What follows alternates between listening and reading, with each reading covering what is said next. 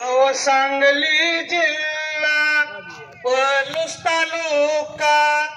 तालुक्याच्या बघा बाजूला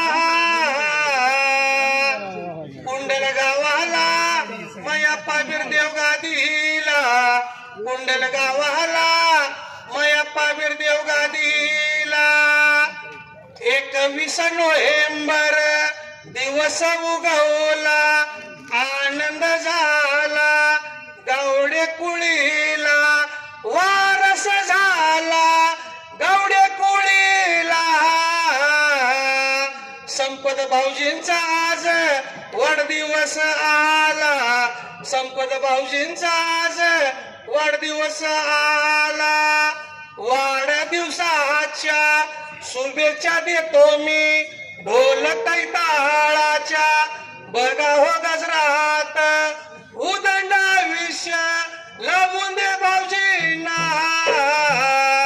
त्यांची कीर्ती मिळून दे बघा गगनाला त्यांची कीर्ती मिळून दे बघा गगनाला वाढदिवसाच्या बघा निमतान लावलं धनगरी बघा ओवीचं मैदान भागा भागातून आलं शाहीर या कुंडल गावाला ढोल कैताळाचा आवाज उठला कुंडल गावाला वेळ नको लावू डिंब्या थाप मारी डोलाला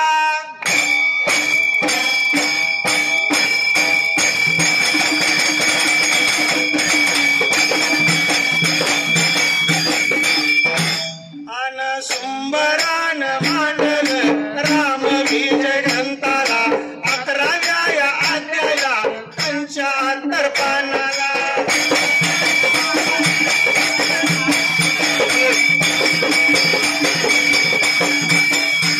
भरताचा मृत्यू भरताच्या अयोध्येस गमन झालं त्याच हेडिंग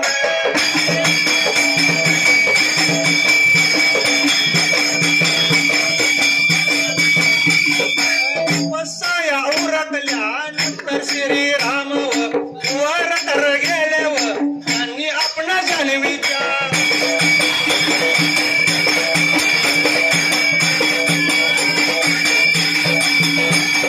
पहिला बघा पिरास चोण्यास सांगितले तेव्हा गोरकाने तुम्ही कोण म्हणून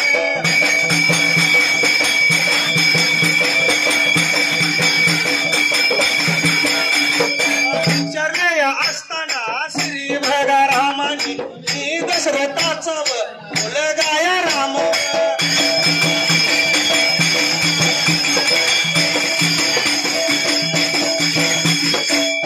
माझा बंधू ही माझी पत्नी सीता मी पितृ वचन पाळण्यासाठी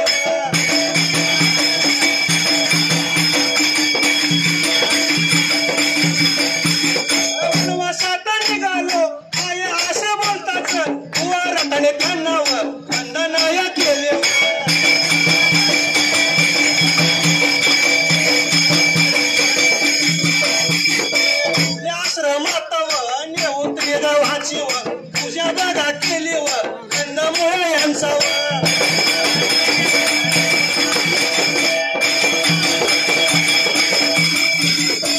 पवार दिला स्वतः नौका आणून आता त्रिगवास बसवले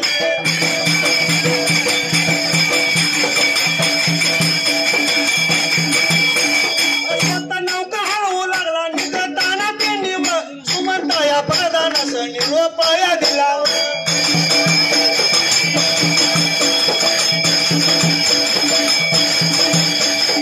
अयोध्येस परत जाण्यास या सांगितले त्यावेळी सुमंतास भैर वाटले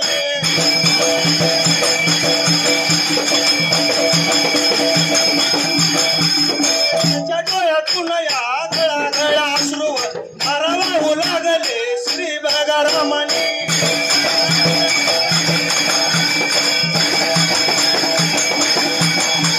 त्यांचे सातवण केल्यावर नवता भगा निघाली सुमंत या प्रधान सुमंत या प्रधान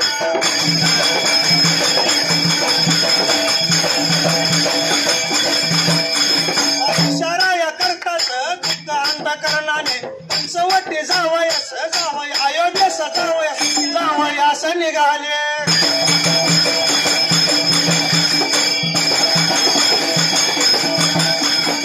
श्रीराम बघाव पुष्कर आले व यत्र रकव रात्र बघा हलवून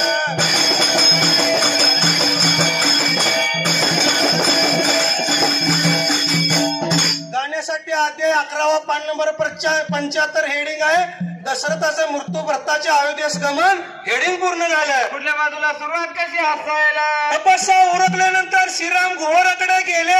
त्यांनी आपणा जान्हवीच्या बैल तीरापासून पोहोचवण्यास सांगितले. तेव्हा घोराकाने सिंगल अवतरण चिन्हात तुम्ही कोण अवतरण चिन्ह म्हणून श्रीरामास विचारले. तेव्हा श्रीराम म्हणाला मी अयोध्येच्या दशरथाचा मुलगा राम, हा माझा बंधू लक्ष्मण, ही माझी पत्नी सीता, आम्ही पितृवचन पाळण्यासाठी वनवासात निघालो आहे. पुढल्या बाजूला सुरुवात कशी हसायला असे बोलताच घोराकाने त्यांना वंदन केले व आपल्या आश्रमात नेऊन त्रिगावाची पूजा केली. कंदमुळांचा उपहार दिला. स्वतः नौका आणून त्या त्रिगावास बसवले. स्वतः नौका वलवू लागला. त्या जाग्याला निघताना श्रीरामास अयोध्येस परत जाण्यास सांगितले. त्यावेळी सुमंतास फार वाईट वाटले. त्याच्या डोळ्यातून घळाघळा अश्रुधारा वाहू लागल्या. श्रीरामाने त्यांची सात्वन केली आणि नौका निघाली. पुढल्या बाजूला शहर सुरुवात कशी हसायला निघताना सुमंत परतानास त्यांनी निरोप दिला. अयोध्येस परत जाण्यास सांगितली. नौका निघाला. इशारा करता श्रीराम दुःख अर्थ करण्याने अयोध्येस जाण्यास निघाला. श्रीराम पुष्पकर्णीस आले. तेत्री एक रात्र घालवून प्रयागरास आले. 27 ओळ 127 17 ओळ 127 शब्द 522 अक्षराचा पहिला पॅरेग्राफ पूर्ण झाला. पॅरेग्राफला सुरुवात कशी हसायला प्रयागरास श्रीरामाने एक रात्र घालून दिवे आणि नितर स्नाने या करून बघा पुन्हा पुढे या निघाले.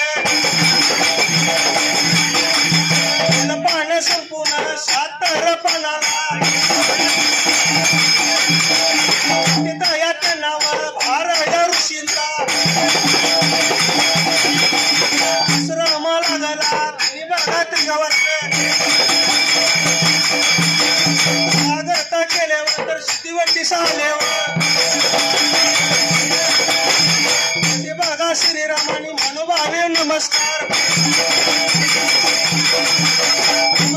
केला. श्रीरामाने मग पूजा केली तर देवी व चित्रकूट पर्वत आल्यावर ते बघा वाल्मिक ऋषीने त्यांचे या तिघांचे माने बघावं स्वागत केल्यावर देव काही दिवस राहणे असं सांगितले. त्याप्रमाणे लक्ष्मणाने पदकोटी बांधली. राम लक्ष्मण सीता या अनेक ऋषींच्या संगतीने राहू या लागले. प्रयागरास श्रीरामाने त्रिवेणी स्नाने राम लक्ष्मण सीता यांनी त्रिवेणी प्रयागरास स्नाने करून पान सपले. डाव्या त्याला 75. नंतर ते पुढे सिद्ध वाटेत निघाले. पुढे त्यांना भारद्वाज ऋषीचा आश्रम लागला. भारद्वाज ऋषीने त्यांचे स्वागत केले. नंतर ते सिद्धिवटस आले. तिथे सावित्रीने श्रीरामाने नमस्कार. सावित्रीने सीतेची पूजा सीतेने सावित्रीची पूजा मनोभाव केली. नंतर तिथे एक रात्र घालवून ते चित्रकूट पर्वतावर आले. पुढल्या बाजूला सुरुवात कशी असायला त्या रामचरित्र वाल्मिक ऋषीने तिघांचे प्रेमाने स्वागत केले. तिथे काही दिवस राहण्यास सांगितले. त्याप्रमाणे लक्ष्मणाने पर्णकुटी बांधली. तिथं राम लक्ष्मण सीता अनेक ऋषीच्या संगतीने राहू लागले. पॅरेग्राफ पूर्ण झाला. पुढल्या पॅरेग्राफला शायर सुरुवात कशी असायला इकडे राम लक्ष्मणा इकडे बागा सुमंत बागा घेऊन अयोध्येस आलावं कैकईच्या मंदिरा समोर आणून सोडला तो राजाच्या दर्शनात. करिता बघावा कैक दशरथाच्या मंदिरात सर्व वर्तमान कळवून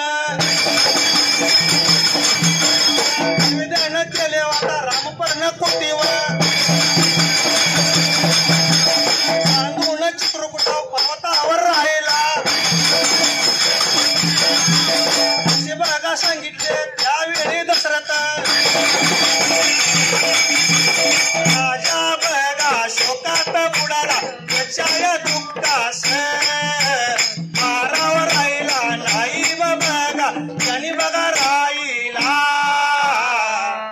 दशरथास 4 पुत्र होते पण दैव बघा गतीने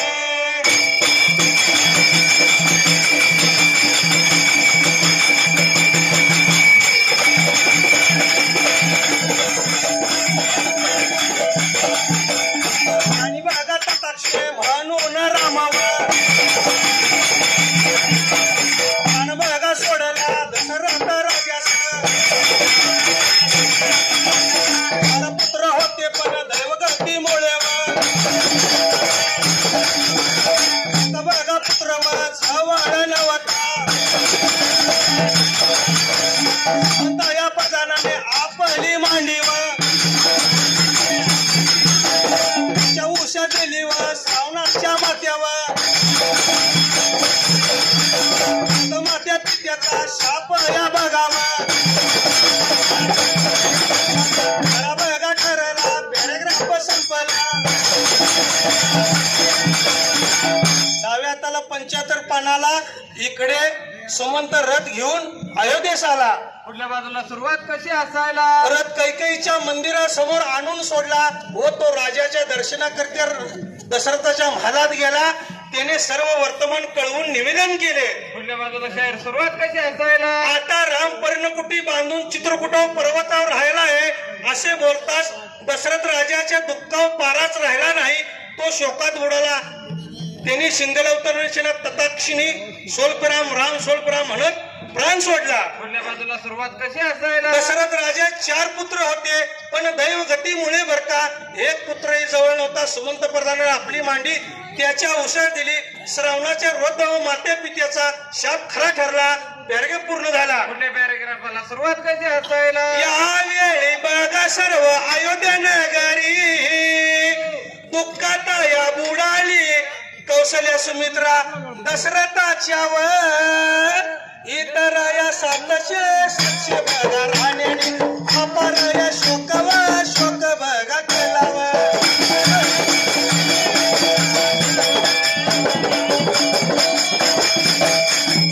कौशल्या या सुमित्रा प्राण बघा देण्यास तयार या झाल्यावर तयार या झाल्यावर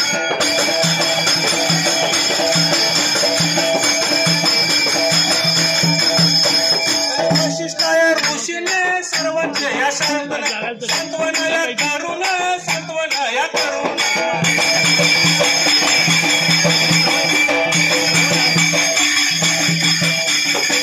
रस या राज्यावर या बसवल्याशिवाय राजाच्या या प्रेताचे दहन करू नये असे शास्त्रात असल्या बघामुळे असे शास्त्रात असल्या बघामुळे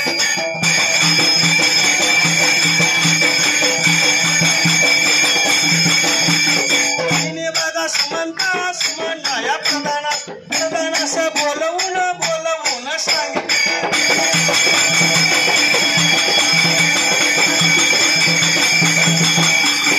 तू बघा जाऊन राम लक्ष्मणास घेऊन घेऊन यावया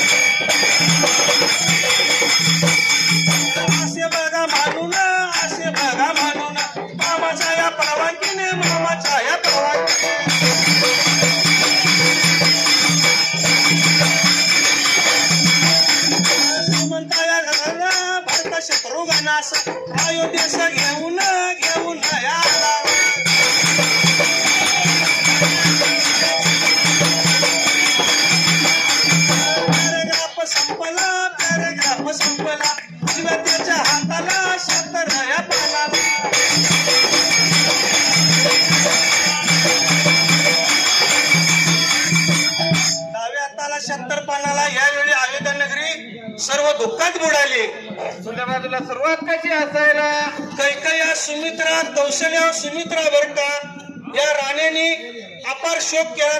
दशरथ कौशल्या सुमित्रा साक्षी राणीने अपार शोक केला. त्या प्राण देण्यास इतर साक्षी राण्या प्राण देण्यास सिद्ध झाले. तेव्हा वशिष्ठ ऋषींनी राजास पुत्रास सिंहासनावर बसवल्याशिवाय राजाच्या प्रेताचे दहन करू नये असे शास्त्रात असल्यामुळे बर का त्यांनी सुमंत प्रधानास बर का बोलवून घेतले आणि ताबडतोब भरताच्या मामाच्या गावी जाण्यास सांगितले. बाजूला सुरुवात कशी असायला सुमंत रथ वायू वेगानं हाकून बर का भरताच्या मामाच्या गावी आला.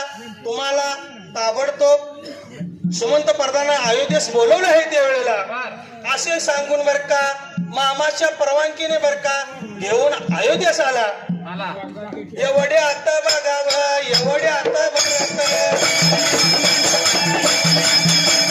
भरत आल्या बघावं छत्रभंग झालावं बघा रथाखाली उडीला मारली याच्या या बघावं काळी सरकले त्याला बघा सेवकांनी त्याला सेवकांनी हात असं धरून